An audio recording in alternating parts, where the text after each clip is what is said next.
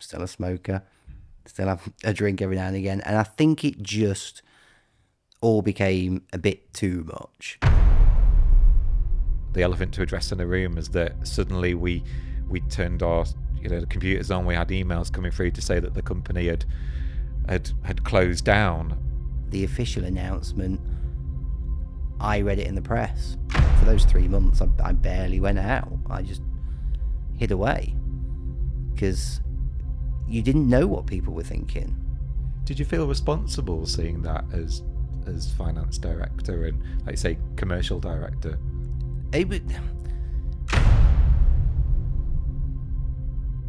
Speech went, face dropped, couldn't stand. It sort of left me with a real struggle with anxiety that I'd never had. I remember you mentioning this to me. Do you mind if we address that? Oh, they genuinely thought I was absolutely hammered. You've got to learn what your symptoms are. You've got to learn where your triggers are to be able to deal with it. Hello and welcome to Leaders in Disguise. I only have one rule. Please be kind to our guests. To be brave and vulnerable in a world where stigma still exists, I ask you to listen carefully and celebrate their success with me. In this episode, I caught up with a well-known, inspirational and highly entrepreneurial Lee Marples. He's now the proud co-founder of Think Free marketing and creative agency, who works with brands including Marketing Derby and the Chamber of Commerce. Lee hasn't been seen at many events over the last year. He's been battling a number of challenges behind closed doors, stuck to close friends, and is finally ready to unmask and tell his story. I'm Gary Parsons, and I'm on a mission to break the stigma of mental health and well-being for leaders. Please join me by spreading the word. Tell your friends, family, colleagues, and most importantly, tell your leaders. Together we can shape their futures for the better. Thank you for sitting down with me. I feel like I've known you forever and not actually had a conversation like this. How are you feeling? Good. Really good at the minute. It's been a hectic couple of weeks, but yeah, feeling good. That's good. It's at the minute, that's interesting. I'm not going to be asking you anything. It's a conversation, and I think that's the reason that we're sitting down. Is it's really important just to have a conversation about different things. I know you want to talk about some of the things that happened in your life most recently, but I guess we should always try and start with what does the world of Lee look like right now, and what are you up to? What does life look like for you? It's hectic, crazy. Anybody that works in sort of creative industries will know that it never stands still. So you're always trying to firefight something or keep on top of something new. 2019 was an interesting year, wasn't it, to start a business? Yes. I try to not mention the C word too much in these sessions, but it's a year in, and we'll go into that, I guess, shortly. But yeah, certainly an interesting year. I know from my experience starting a business in 2009 on the back of a recession. It's like, why do we do these things to ourselves? You didn't know, let's put it out there. You didn't know what was coming a year later. And I absolutely knew what was going on because I was a year into it. So we'll try and work out who the clever one is out the two of us. You haven't taken that conventional journey, have you? You've to work in a marketing agency now, whereas before you were finance director, you'd gone in an accountancy background. Before we sat down on a sofa, you were saying you were helping a friend with doing some sitting down and helping them do some finance and accounts work, etc. So marketing was a bit of a scary place, but you I wouldn't say it was a scary place. When I was sort of early teens and trying to figure out what I wanted to do, I was a really good and almost became a professional swimmer sort of at 13, 14. And you sort of have a choice at that point as to where do you go, because you've got to focus on school if you want to get your GCSE results in and then get a good career, or go down the sport route. And let's face it, there's no money really in swimming as a sport. So the obvious choice was to focus on school. And I'd always known, because I'd been surrounded by people working in sort of finance. So both my uncle and my auntie at that point were both accountants. My grandparents used to run a post office. So numbers had always been a big part of what I was brought up with. So it was natural for me to go and sort of follow that route into accountancy, which is what I did. So I left school at 16, didn't do A levels, never went to university, became qualified as an accountant in sort of early to mid 20s, and then progressed to become a finance director for a few years, and then became commercial director. Now, under the commercial director role, I had oversight over all parts of the business of that. Marketing was one of those teams that reported into me as part of it. So, and it's quite creative in terms of that sense. And if I look back at where sort of career choices at 16 were, I had two really. One was go down the accountancy route, and the other one was to become an architect. So I have got a little bit of a creative side in me. But the only way to become an architect, and I think still now is the only way to do it, is you've got to do A levels, you've got to go to university. And I didn't want to do it.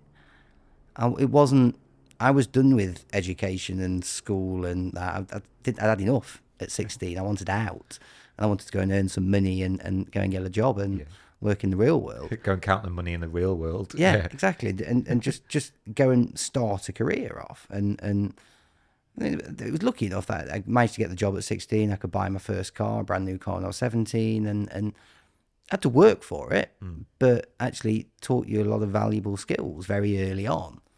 And things like making the tea and the coffee and putting the paper in the photocopier when it needs it. All the basics that you just need to know. So the choices were there in terms of becoming an accountant or an architect.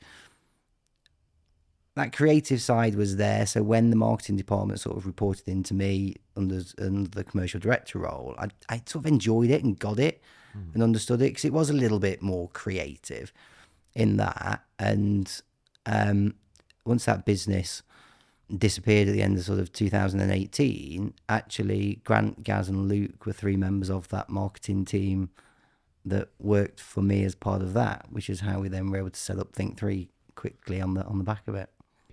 As a tenuous link for me to mention, I feel like we have to mention it, is your dad. So Peter Marples, the very famous in Derby particularly. Peter Uncle. Uncle, sorry, I get confused with that. We look similar. We both got the ginger hair. Oh, okay, that's where it comes from. So yeah, but certainly you have this is what you were talking about, getting into free AAA.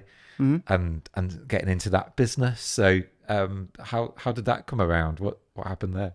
I mean, after I qualified, 3A's was growing. It was still fairly young as a business when I first joined, but the opportunities were there. And Pete does have Pete's a qualified accountant, but very, very astute in terms of sort of being strategic in driving businesses forward and spotting opportunities in things, and that's what he did successfully throughout all of it. That there was always something else coming. So I went into it initially as finance director when it was much smaller. Got embedded within all the nuances of that sector in the education space, and learnt pretty much everything about it that you could do. Which is why eventually I transitioned into commercial director in the business and was involved in all sorts of stuff. A huge company, it certainly became in my lifetime, in my business lifetime. I saw it grow dramatically. And for anyone that doesn't know, so a huge apprenticeship provider, so many different elements. I feel like that's a massive understatement for what it was.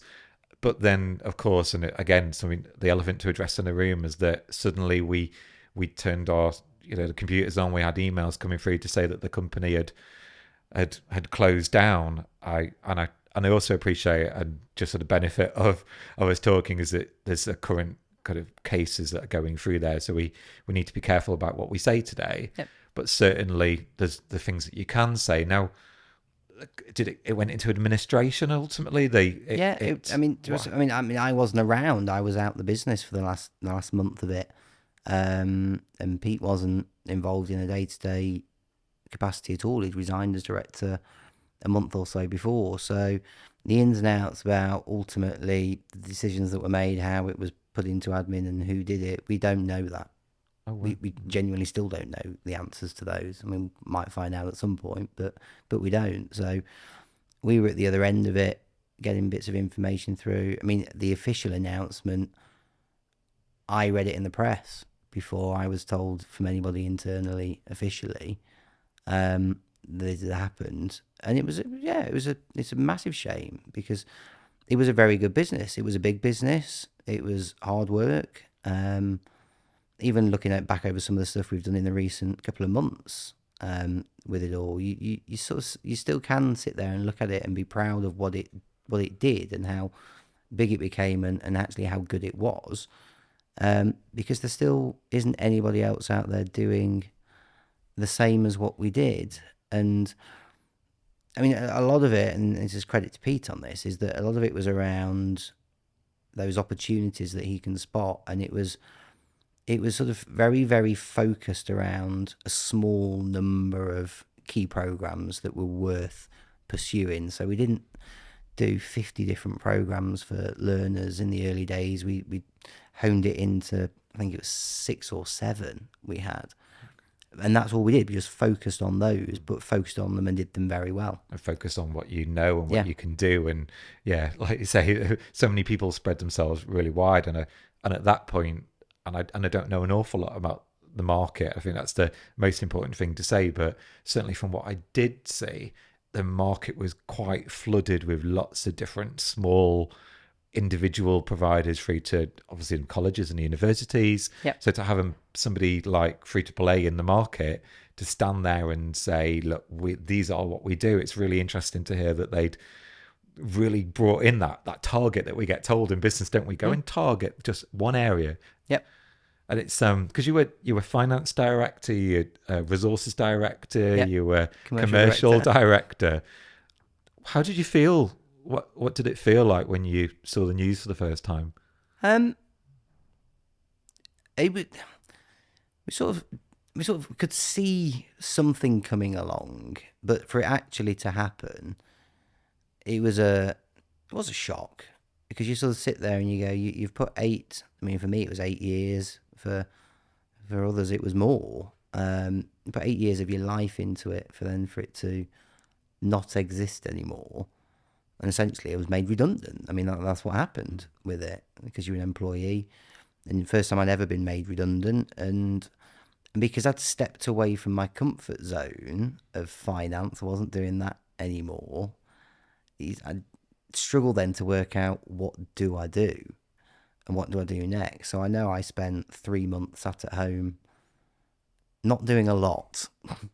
Did you feel responsible seeing that as finance director and, like say, commercial director? Yeah, I mean, there was, and part of when you sort of look back over the stories now, and you'll have seen the bits that you saw locally. There were other articles out there within the sector that were a hell of a lot worse than that. And you'd be getting telephone calls and emails and voicemails of people within the sector and the press within the sector wanting to talk to you about it, and you couldn't avoid it. I remember watching the news one night, and your face is there on the news, and you sort of sit there and go, what on earth is going on? I guess it's that when you're in that position, that narrative is being told sometimes without your say, and you can't be everywhere. And actually the power and the ability to actually talk about something that you're still processing must have been quite difficult for you when there was learners, there was employees, there was lives. Yeah, there was lots going on, and almost to say nothing is the right answer, but at the same time you want to say something, because you don't quite know if you did say something, how's it going to come across? Is it going to come away differently to what you've actually meant it to mean? Yeah. So I always took a view of just going, no, just keep quiet. But actually, for those 3 months, I barely went out. I just hid away, because you didn't know what people were thinking of you on the outside. Do you think people still look at you now and think about that story when they're dealing with you? Because it's, 5-6 years? Was it just before you started thinking? Yeah, so it'll be 6 years this year. No, I don't think they do. And to be honest, I think a lot of people locally wouldn't necessarily have associated me as being so involved in that business because I was in the office all the time. I was busy doing what needed to be done. I wasn't out and about and the public face of it at all, really. So I think when we first started Think 3, I struggled with having to go out for the first time, and you're building a business in a local area where you think that people are thinking things about you. You don't know. They might still think those things, but have never said it. You don't quite know what reaction you're going to get. So the first event that you go out to, or the first networking meeting that you attend, you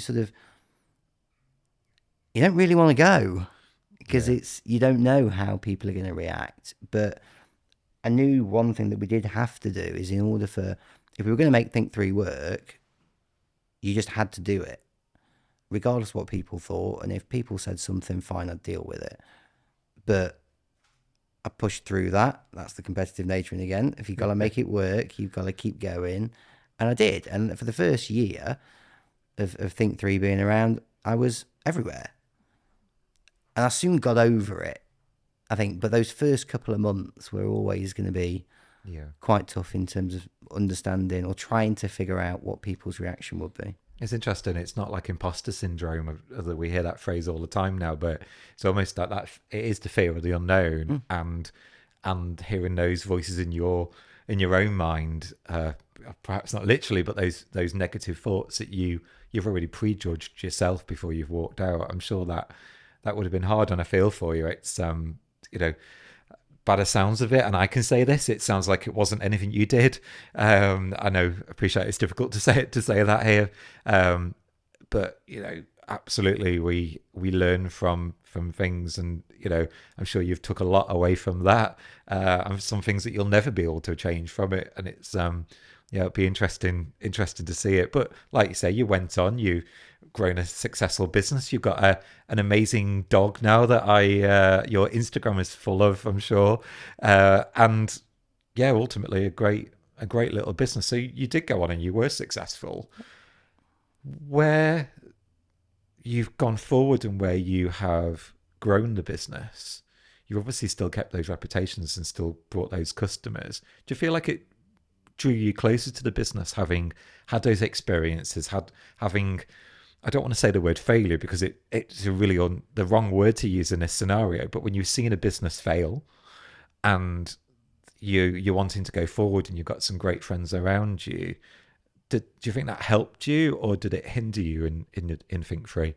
I think it was probably one of those things at the time where, and because I was in a bit of a rut and didn't know what to do, when that came about and that was really the only option I'd got, I had no choice other than to make it work.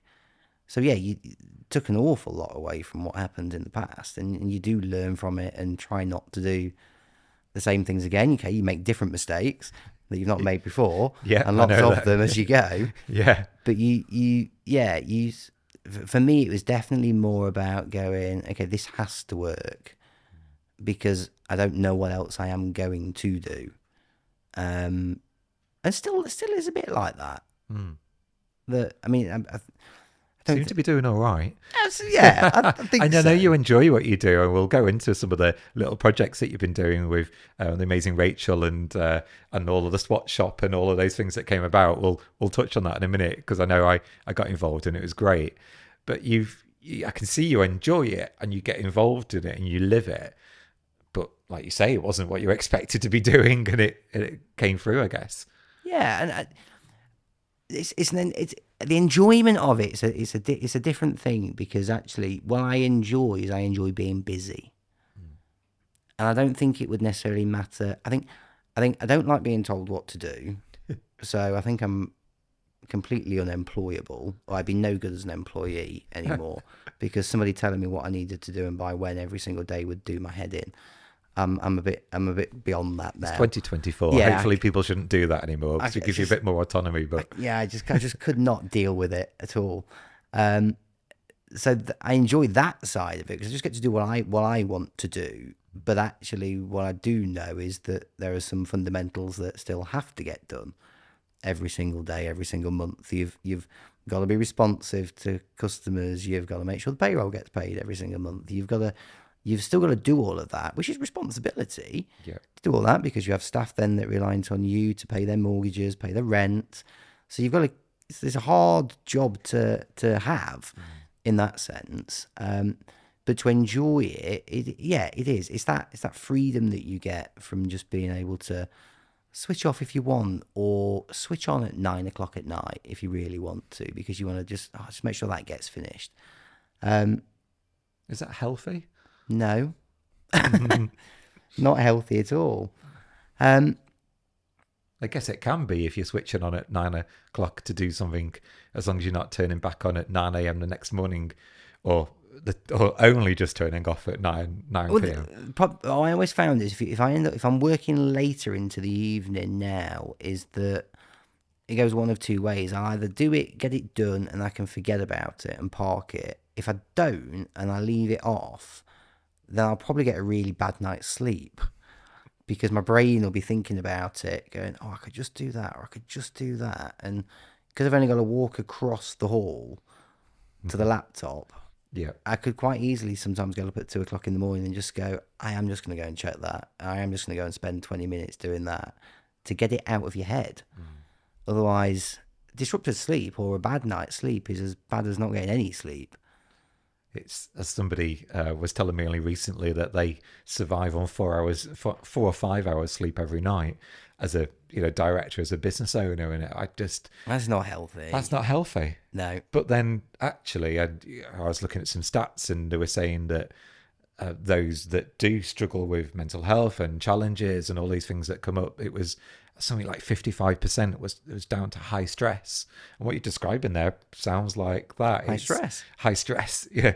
High stress, the symptom being that lack of sleep, working too much, the boundaries, you know, switching off and actually going out with your friends or enjoying something. Because you, for a long period of that business, correct me if I'm wrong, had a great relationship. Yep. And were you together through when you started the business? Yep. Yeah. Yeah. So and that all changed, and it's that stressful stuff, and nobody. I think it's a hard thing to understand what you have to deal with when you own a business or you run a business, because those lines do get very blurred in terms of you don't get up at 8 o'clock in the morning to switch on at 9 to finish at 5. That's just not how it works. You are always thinking about it, or you're always spotting an email that lands because everything's so accessible. Your phone goes off at 10 o'clock at night and somebody's website's gone down, or there's an inquiry comes in. I'm first to jump on it, and I'll deal with it there and then. that's your excited Lee that wants to get It these is. things It's sorted. good. Oh, God, let me get a response out quickly. It's what we've been trying to do all week, and we've got. Yeah, I'm sure you get plenty in. And you do just deal with that, but it's the challenge then comes back. Okay, well, how can you sort of separate those two things? And sometimes you can't. And I think what happened in the personal relationship I was in is that once I'd started to move forward with Think 3, started to grow, it wasn't any more stressful than working at 3A's had been, but it was a different responsibility. It was trying to make sure that we were doing the right thing. Had we got people to deliver the right projects? Were we picking up the new workers we needed to? Were we doing all of that sort of stuff? And that did take up time. And because I sort of, in my own mind, sort of progressed a little further away, what happened in the relationship was that he'd stayed almost where we were and comfortable, and still worked in and still operated in the same way, and it just didn't feel right. What did work is that when I was at 3A's, is actually it was a partnership. It did work. So had someone to come home to and that balance that you have, where somebody can tell you that you're being an absolute idiot because you've come in a foul mood, it worked at that point. But then when I set up Think 3, I wasn't always in a bad mood, but I'd just be like, just leave me to it. I just need to get on with that. And sometimes people can't help you with some of that stuff. You've just got to do it yourself. And that's what ultimately led to the two of us splitting up ultimately. Any regrets then in that? And the fact that you were running that? No, I don't think so. I mean, it's only been a couple of years really since that happened, but that was a tough time to go through all of that, because I moved out of the house. I had to go and live with my sister for 6 months whilst we sorted everything out. It was While still running a business. by still running a business, Yeah. still turning up smiley face every single day whilst you're trying to deal with everything and the upheaval at home that you don't necessarily want people in the office to know, and especially you don't want them to start to feel that you're not in control or you're not performing as well as you should be. And I think there is that, that I talk a lot about the stigma, and actually, normal people, unfortunately, normal people have breakups. They have to sell their houses, their other half will live in a house while they're selling, whatever the situation might be. You said you're living with your sister. That putting on that mask, I guess, and walking through the door, and I almost see that image of the lift opening and you're going, "Oh, morning, everybody," and that you could have been in tears in the car. And but I don't. Were you ever like that? Did that ever happen? All the time. Yeah. And I guess when you break up, it's upsetting. Yeah. Yeah, it's hard. It's emotional. Yeah. It's hard, and especially because you've got. I mean, we were together for 16 years, so there's a lot of history in there and a lot of stuff to figure out and sort out between the two of you, whilst you're trying to run a business and make sure that that's still doing what it needs to do. And you can't. You sort of, if you didn't keep focusing on the business, then that could quite easily disappear at the same time as your relationship's disappearing. And I guess that's what people are looking at you for, to say, is everything okay? Yeah. Oh no, Lee looks like he's having a meltdown, for want of a better expression. Crikey, this is big. Is he just going to give up everything? Is he going to be able to pay us on Friday? And all these insecurities come in. Nothing's changed. No, and you don't want any of your team or your staff thinking like that at all, because that's not what. One thing when we were convinced that we were going to do when we set up Think 3 is that what we wanted, that sort of culture where people could say anything, and if something was wrong, that they knew that they could come and talk to us about stuff. And I think we've done that pretty well. So we've had staff turnover, as you do in any business. And it's nice to see, even now, there are a couple of people who've sort of reached out to us that have moved on, changed jobs, looking for another job, and actually they've never quite found what they had when they spent their time with us, which is a nice thing to have. And actually, it's just quite a proud moment. Yeah, and you do you can sit back and just go, actually, you know what? We have created that environment where it's okay to have a bad day. It's okay not to want to talk to people, but go about it in the right way, and therefore just talk to us. Have you ever sought any support for? I guess like we look at like breakups after 16 years is a little bit like loss. That grief that you go through. In fact, it's probably very similar. I'm sure I'll ask somebody more of an expert than I am at some point. Did you ever go out there and get any support professionally, or where was your support mechanism to lean onto? I mean, to us, it was home. It was my sister. I spent 6 months living with her, so she clearly knew exactly what was going on. Still talking to your sister after 6 months. Still talking to her, yeah. I eventually moved out. But no, I didn't have any professional support, and I struggle with that because... What, the stigma or the idea of it? It's more...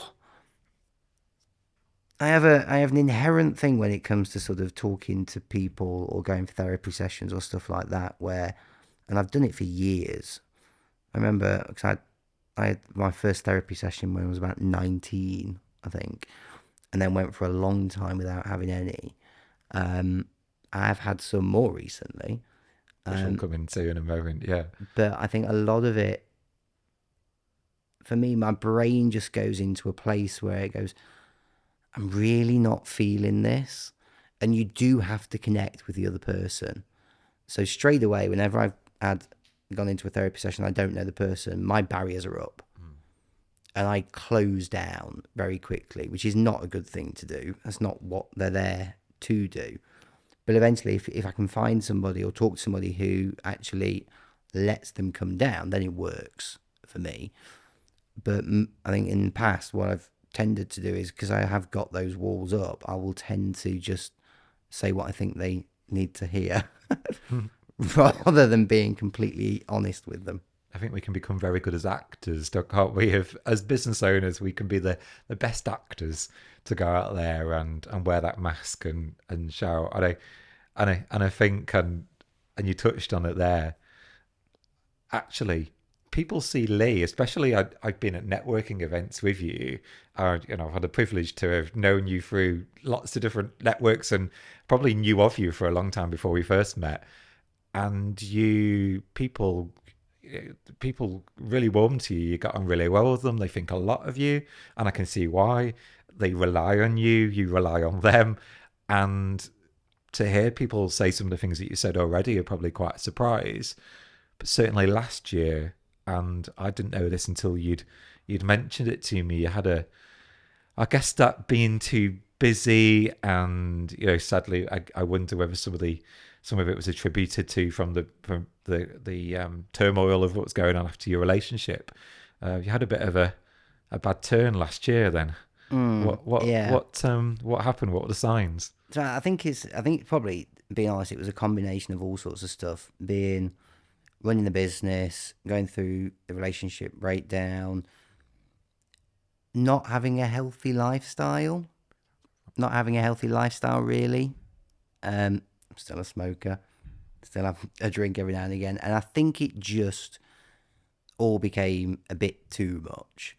I took a week away, went on holiday down to Cornwall for 10 days, actually switched off for the first time in a long time. Brilliant. I wasn't doing emails, I was checking in on them, but wasn't working to the same extent. Switched off, and we're like checking a few emails and stuff like that. But yeah, I wasn't religiously checking them. I was at a point where I could put my phone away and forget about it for a few hours, whereas normally your watch is pinging every time an email comes through, or your phone's pinging away in the background, or the computer's still on and you can hear it.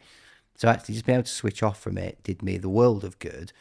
But then having come back from that, I then suffered a mini stroke within about 4 days of being back at home. All the typical stroke symptoms. So speech went, face dropped, couldn't stand. Couldn't stand. Yeah, couldn't stand up. Wow. Lasted for about 10 minutes. I eventually... Were you with anybody? Yeah, I'd got to see somebody was with me, so luckily. I figured out what was going on. But because I'd sort of gone through it and came out the other side of it relatively quickly, I was fine, or I thought I was fine afterwards. And then I thought, after a couple of hours, I thought I'll ring 101, see what they suggest I should do. So I went down to A&E. Suddenly then they all start rushing around, doing ECGs, blood tests, everything.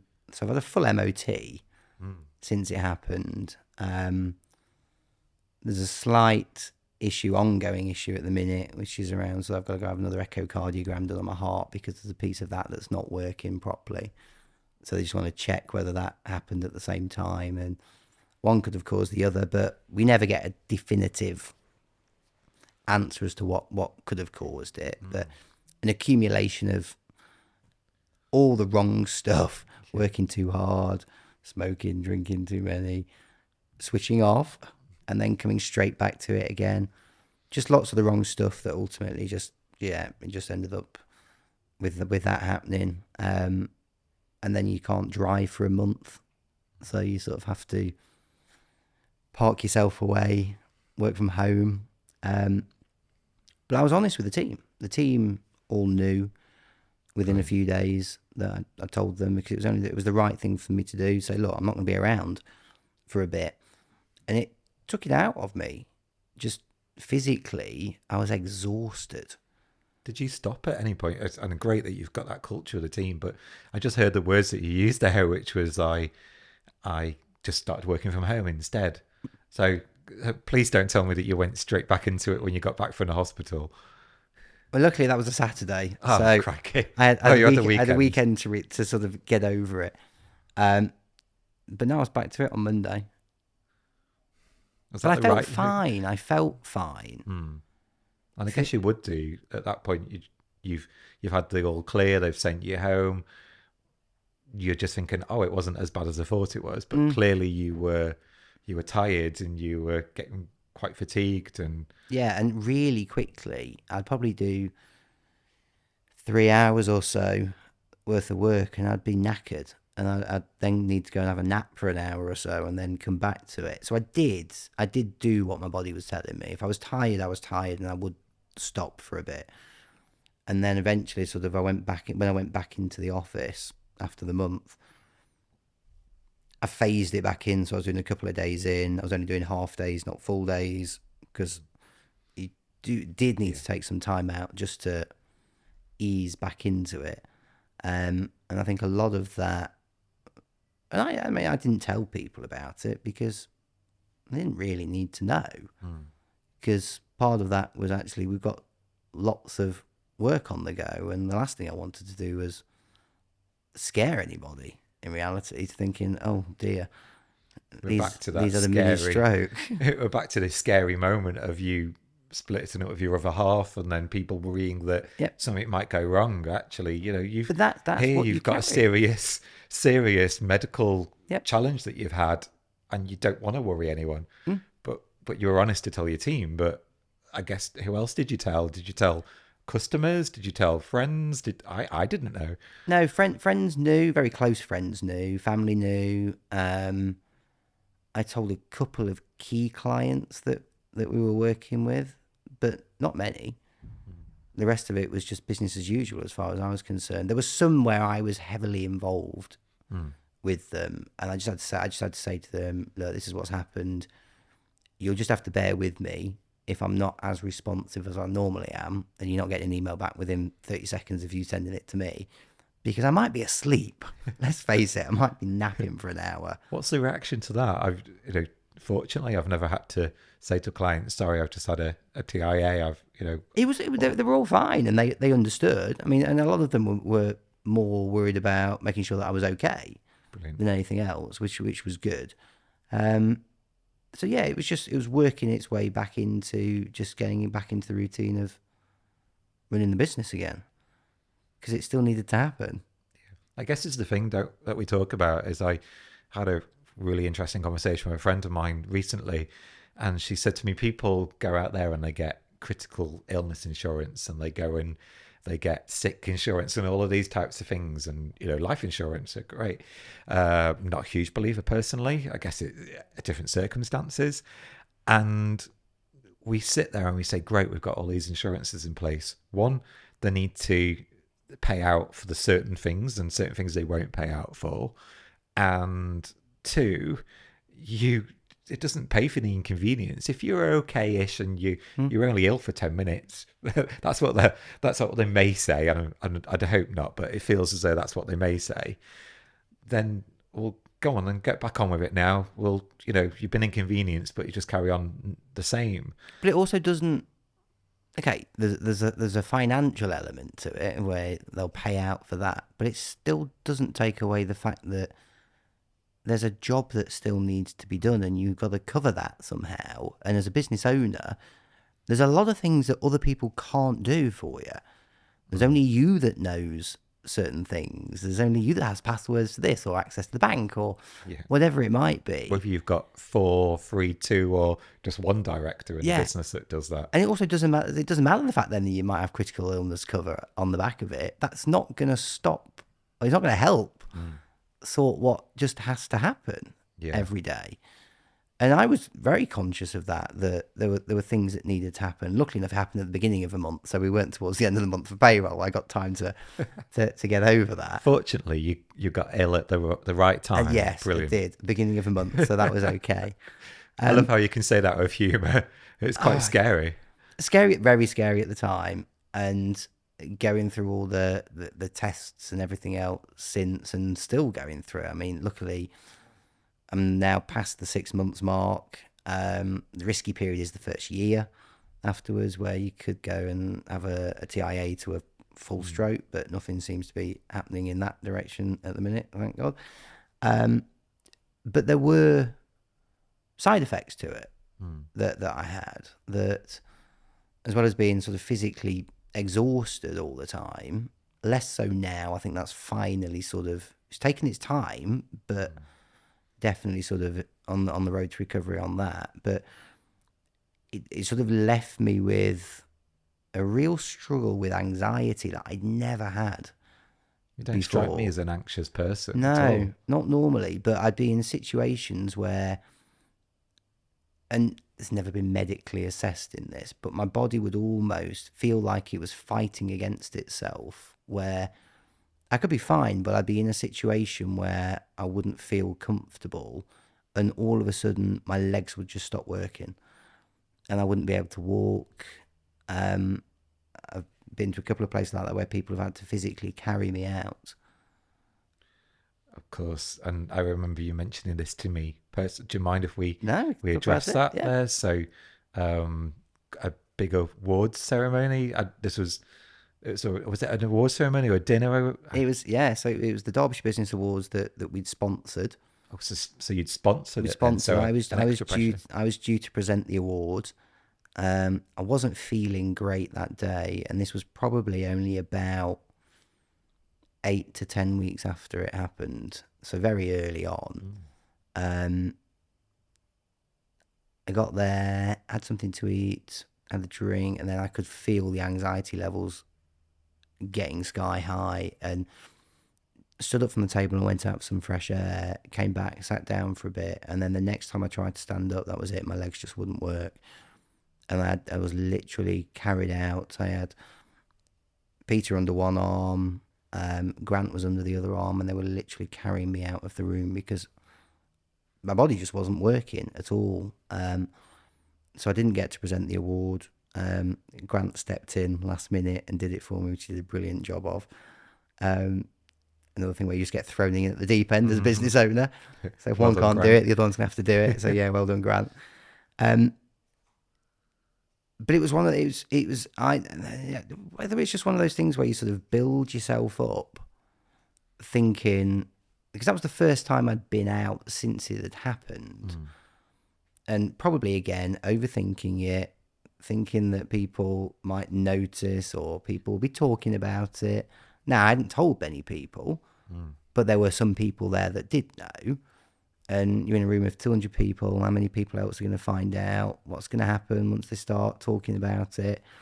Are we going to potentially lose clients on the back of it? And all that sort of stuff. And you don't know. And I think I was probably, one, I shouldn't have gone.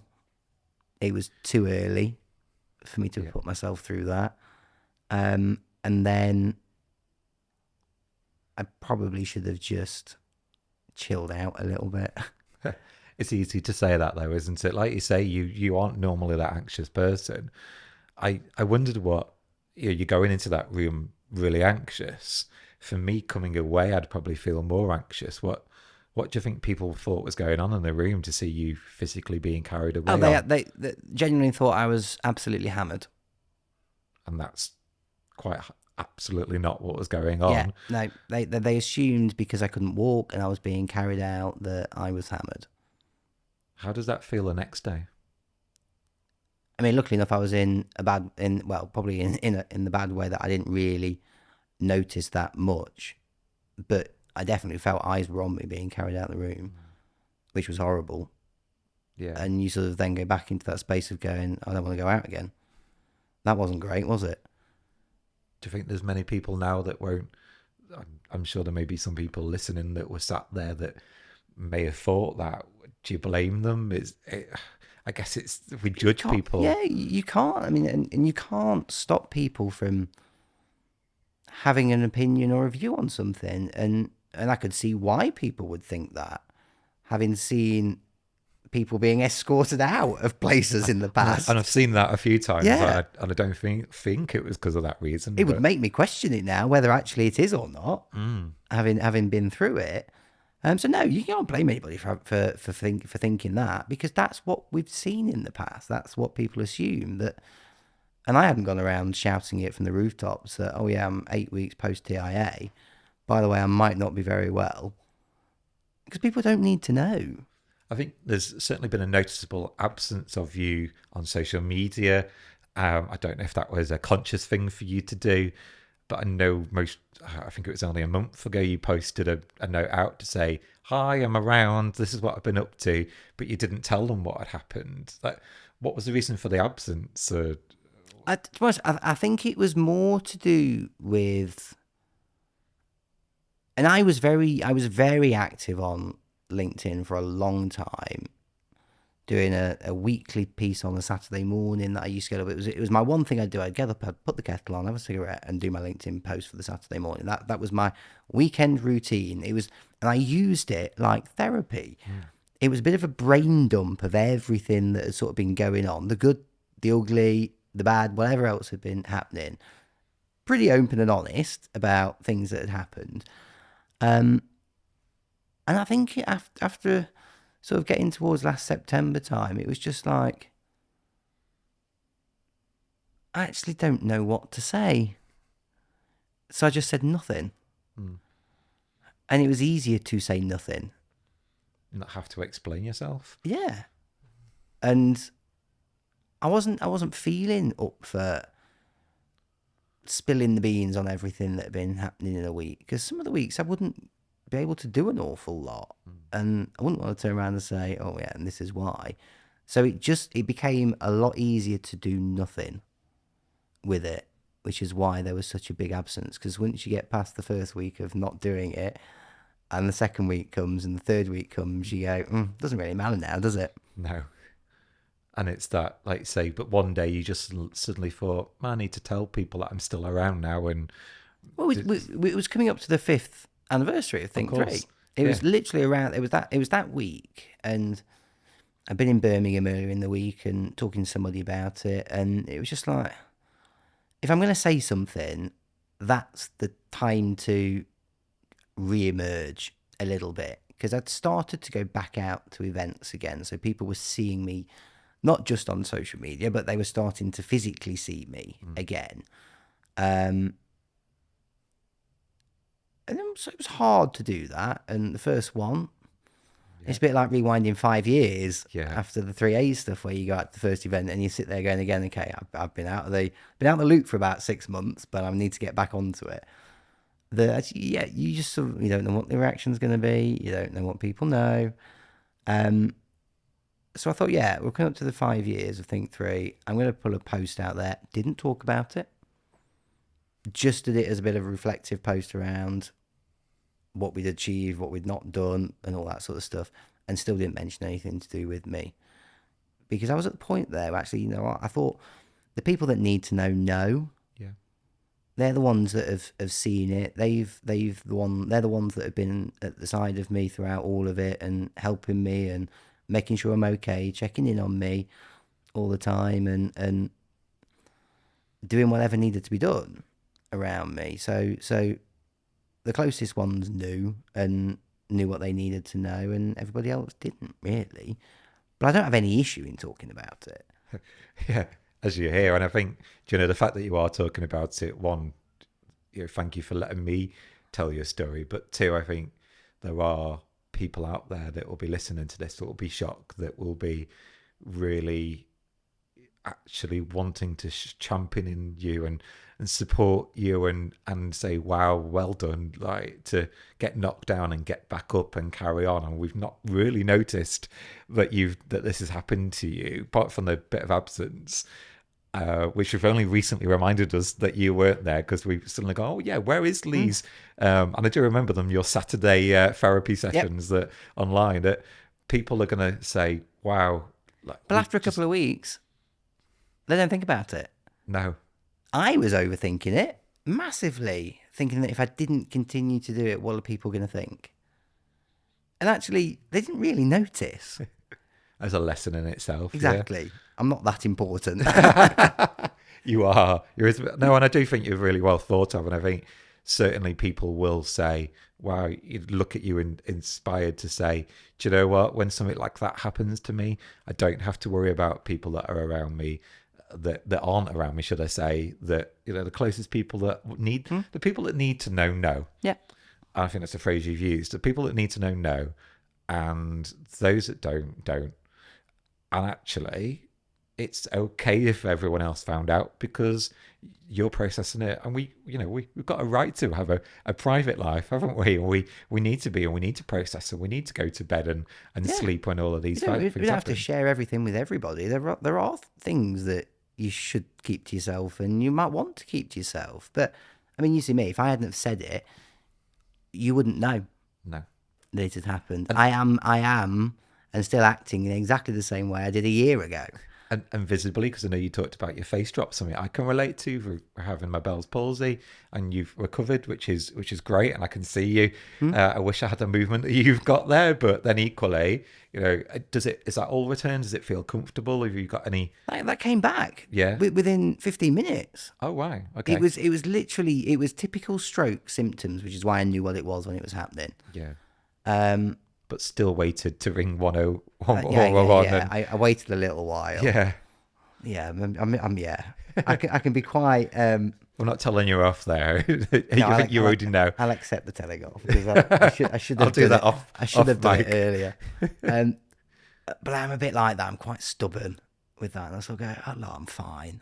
I'm fine. I've got stuff to do. I don't need to go and do that. I'm not a big going to the doctor type person. Although, you look at my medical record in the last 6 months, there's probably been more activity in the last 6 months than there has been in the last 16 years on it, which is well, either I was nice and healthy and fit before, and now I'm just sort of catching up with everything.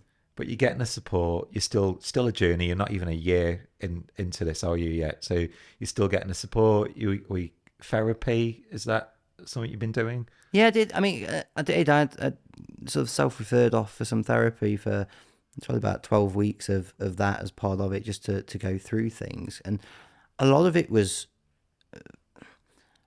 processing what had happened, as well as then trying to change some of the things. Because, I mean, I can't criticize the doctors at all because I've been in and had every test go in, and they were all done within a matter of a week. There was no waiting around for anything to happen.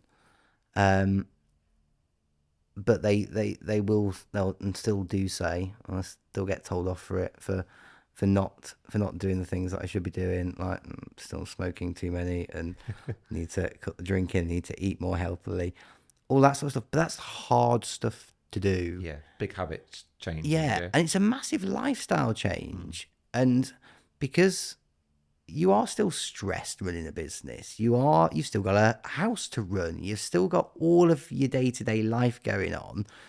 To take all enjoyment away from it is not easy for me. So I know I'm not doing all the things I should be doing, although I am a lot better at it now than I was. It's a journey. I think that's the word there for you. It is, and you can't fix these things in 24 hours. It takes time to do it. But I've got the medical team there as and when I need them. So I'm on an open-ended telephone call straight into the consultants if I need it. So I've got a repeat on one of the tests again to just see how that's going. So again, I can't say anything didn't go in accordance with what it should do in terms of sort of being assessed and treated for everything. And that's the way it is. So the therapy sessions came about, I think, more so because, one, I say, processing all of that and dealing with it, but then also sort of dealing with my own battles in my own head of stuff at that time, I've struggled with it and been open about it in the past. I've struggled with my own sort of mental health issues from the age of 19. Now, they come and go over the years. So I can go a long period of time without even having any issues at all with it, which is good. Not everybody does have it like that. But it's been a lot harder more recently with everything going on. And the therapy helped in terms of trying to process stuff. We went back over a lot of stuff. And we did go right back to sort of when I was 17, 18 and talk through that. And just, I opened up. I didn't have those walls up that I would normally do. And talked about stuff that I'd not even thought about, which was useful. It's not solved it. You can't solve it. Medication can help, but again, you've got to learn what your symptoms are. You've got to learn where your triggers are to be able to deal with it. And I think through a whole combination of medication that I'm now on, partly from the TIA, which I've got to take forever now, the other ones are sort of used to help where they can. And it does look, I am back to the person that I was pretty much a year ago with stuff on the outside, not always on the inside.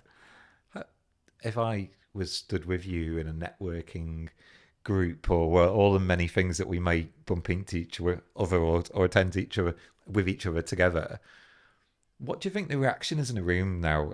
I feel like 2024 we've got to such a better place where we can talk about these things a bit more openly. What do you think the reaction is to people now when you say, "Oh, I'm taking an antidepressant," "Oh, I'm taking these for my anxiety," or or actually, I'm going to be late for this meeting because I need to see my therapist, and so I can come to you at 11 because that's at 10. That's something that we haven't been saying in the UK. Is that something that people are starting to say more now? Do you think it's more receptive? I think it's more accepted. I don't think people are necessarily saying it. I think it's I mean, I know I don't say it all the time. If I've got to be somewhere for, I don't know, if it was a therapy session and stuff like that, it was in the diary. I'd arrange stuff around it, so I didn't miss the therapy session because it was important to me to do it. But I just go, no, I'm not available at that time. I can do 4:00, or I can do 1:00. It's very personal. Yeah. And it comes back to the people that need to know, doesn't it? That actually, you'll share that with your nearest and dearest and the ones that actually you want to know. Because I think there still will, and for me, I think there'll always be a slight issue there where I will overthink what other people are thinking, and I have to learn to deal with that. It's not anybody else's problem. That's my problem. Yeah. To get over and just accept and just realize that people don't actually care, to be fair. And actually, most people stood in that room might be on there. I think that, unfortunately, certainly the last 5 years, more and more leaders, particularly as you know, as a general population as well, but leaders, absolutely, we're suckers for putting ourselves through a lot high stress in those environments, let alone something happen to affect us in our lives, like a mini stroke or a relationship breakup or whatever it might be, or, you know, God forbid you have to move house, and these things happen. Yet you look around the room and you think, I wonder if everybody in this room is taking an antidepressant this morning, because how do they not? And I think the more that we have conversations like this, the more that we normalize the conversations around mental health and well-being, and that's what I'm trying to do. And I think we're getting there. But you're absolutely right. We don't need to talk about it. But I just wonder if that little voice in our heads that are going, "Oh no, oh, don't let them know you're taking antidepressants. We don't want them to think we're weak." But we know how many people are taking them. Yeah, There's so many people that are taking, huge. whether it's I'll find some anti-anxiety or antidepressants. They're everywhere. And lastly, then, last question for you. Now, one of the things that I'm aiming to do, and I think we're getting there slowly but surely, is to break that stigma of mental health well-being for leaders. What one thing do I need to be doing, or do we need to be doing as groups of business leaders, as a sector, as a collective, to be able to break that stigma? We just got to be honest about it. I mean, that's it's got to start somewhere. And you and I talking about it today, and you talking to other people, it's the start. isn't it? It's not the end, and there'll be a long way to go to get people talking about it. But we know deep down that it's a problem out there that a lot of people are facing and a lot of people are dealing with, but they're not honest about it for whatever reason, and people do have to talk about it. Brilliant. Thank you, Lee. I feel like I've learnt a lot about myself today and a lot more about you. Still haven't met this amazing dog of yours. What's the dog's name, by the way? Is it Ralphie. Ralphie. Yeah. I need to. I'm disappointed Ralphie's not appeared to us today. I know that seems quite quiet, so hectic. definitely not here. Yeah, he's another ginger like me. Caught ripping the set apart. So yeah, he would. He did that in the office. Oh, crikey. Yeah, not great. But yeah, I've learnt a lot about you. I am really grateful that you've opened up, that you've been honest, that you've been brave to inspire others, and I genuinely think you have. So thank you. Hopefully you've enjoyed it as well. Thank you very much. Brilliant. Fantastic. Thank you very much. If people need to get hold of you, by the way, what's your social media handles these days? Where do they find you to say hello and follow your journey? Find me on LinkedIn. That's the best place to do. So just look up Lee Marples on LinkedIn. So Lee Marples, LinkedIn. That's probably the best place. Cup. Yeah. And we'll see if we can see these blogs come back once these little rants come back. Maybe not as often as weekly on a Saturday. So yeah, thank you. Really appreciate it. Thank you very much.